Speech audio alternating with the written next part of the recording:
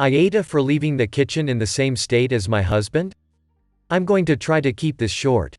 My husband, 32M, and I, 27F, have a deal that I'm sure lots of couples have: whoever cooks, the other cleans.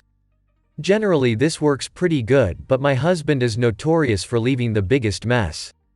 I'm talking every single bottle, wrapper, food scrap, left on the counter. Every dish, left where he used it. Every spice left out. Sometimes it takes longer to clean than it takes to make and eat the food just because of how messy he is. I, on the other hand, am a clean as you cook type of person. I use something, I put it away right away. I throw scraps in the garbage when I'm done chopping. I fully prep before starting to cook so that by the time I'm finished and dinner is served, all that's left are the dishes, which is normally piled beside the sink, and wipe the countertop. Now don't get me wrong, I don't expect my husband to do the same. But I've had the conversation with him plenty of times where I ask him to at least throw out food scraps and put away bottles, spices he uses, so that all that's left is dishes and wiping the counters, floors. He agreed but eventually falls back into his old ways. So, I've started doing the same to him. Each time it's my turn to cook, I leave the kitchen in a similar state to how he leaves it. Scraps out, every spice and bottle out, dishes left untouched. And he's made a comment every single time about how much of a mess I've left him, and how it isn't fair because he's going to spend ages cleaning. I've used these opportunities to explain that this is what he does to me every time, but he denies it being that bad. Today, he did the same thing. Except I took photos of the state of the kitchen the last time he cooked. When I showed him this in response to him complaining about the mess, he got defensive. Said that it's not fair because that's just how he cooks, and that he doesn't like to waste time cleaning when he's hungry. I said it's incredibly unfair that he expects it of me, but won't do the same. But now he's been making comments about how he doesn't feel appreciated because of the meals he makes. I'll admit, he does make some great homemade from scratch meals. But I do too. And I'd say our cooking skills are about equal, although he might be a little better in some areas. But his comments are making me wonder if I'm nitpicking or if I really am being unfair to him. I get that everybody is different, but it just sucks when I have to clean a gigantic mess and he reaps the benefits of my cleaning. I do feel like I'm a bit of an awe even for saying that. So Reddit, AITA? Edit to add. Since a lot of people are saying it, yes, I have offered to change the system to whoever cooks, cleans too, but he refuses. He doesn't like the idea of somebody spending their entire downtime after work cooking and cleaning while the other person relaxes. I would be willing to switch, but he's adamant that he doesn't like that system. If he's still obstinate, time to go nuclear and fend for yourselves individually. In all seriousness, this is not that good of an idea, but I'd rather do this than build more resentment towards him. Does he listen to how something affects you emotionally? Have you discussed this when it's not around dinner time, be it before or after? You're both in an adversarial mindset, because frustration has built up. Maybe wait until you have a day off together, and wait until he's been in a good mood before bringing the subject up. Starting when already in poor moods is an extra obstacle for anyone. Let him know that you don't like standing on opposite sides, with a chasm full of frustration and resentment between you two. Say you don't want it to be you versus him because of a daily chore. You want it to be you with him as your ally and confidant, working together against the problem. AITA for telling my father that he was not a good father to his daughters? The incident that sparked this is very small, but there is quite a bit of background. A few days ago, I, 30F, was leaving our small town to go to a metro city hospital for a minor procedure. My father, 58M, came to pick me up and drop me off at the airport. He was using my car while I was gone. He is very fit and strong and I am a small woman. I was struggling with my luggage, and he knew that pre-op, I should not lift extra weights, but he did not offer to help. He does these things often. In contrast, when my sister-in-law carries even a small bag of groceries, he runs to help. I was put off but did not say anything. My brother did the same thing again yesterday. He still helps his wife and female friends, but while he has relied on my effective labor for years, he has never paid anything back.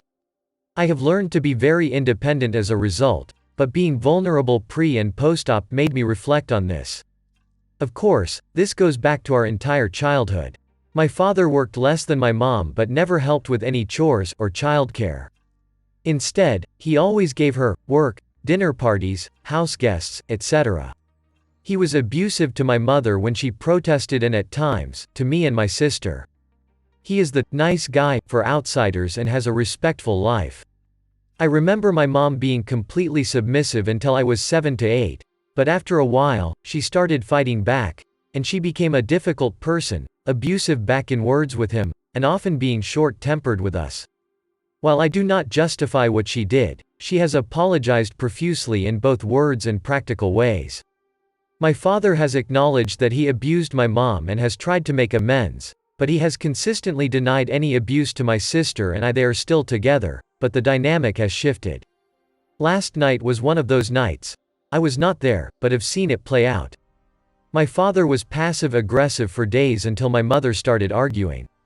Their argument turned into a full-blown one. Today, my brother, who had never endured my dad's abuse, was sarcastic about my mom being a tyrant. I responded soberly to him that the women in our family have learned to demand to be treated with basic respect because asking nicely has not borne fruit. And I mentioned the luggage incident as a minor example of what our mother endured for years. My brother responded that if this bothered me, I lack emotional intelligence. That hurt. A little later my father called and asked if he could talk to me. I responded that, no, you cannot, until you become a better father to my sister and I. Until you show to your son that he cannot call me emotionally unintelligent for expecting a strong man whom I have consistently served to lift my heavy for me luggage in return. My father started crying and said that he knows he was wrong, but he has excuses, and I told him, sorry, but doesn't cut it anymore.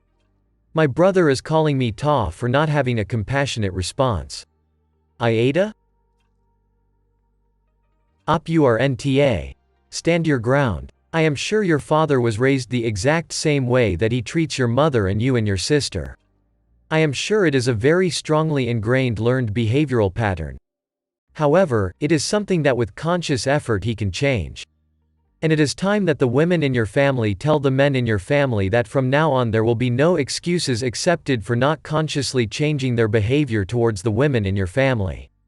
If your father can run to take a tiny little grocery bag from his daughter-in-law, he can and should without any excuses run to take any and all bags from his wife and his daughters.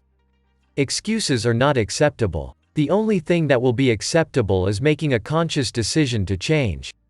And making that decision time after time after time. Until it is no longer a habit to be abusive and negligent of his wife and daughters.